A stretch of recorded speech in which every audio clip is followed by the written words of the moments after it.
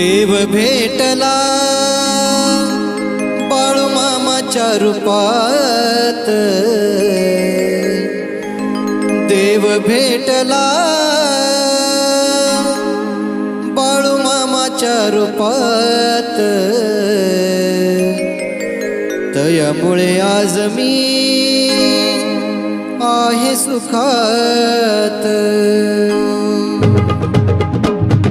देव भेटला बाळूमामाच्या रूपात, देव भेटला बाळूमामाच्या रूपात, तयामुळे आज मी आहे सुखात, तयामुळे आज मी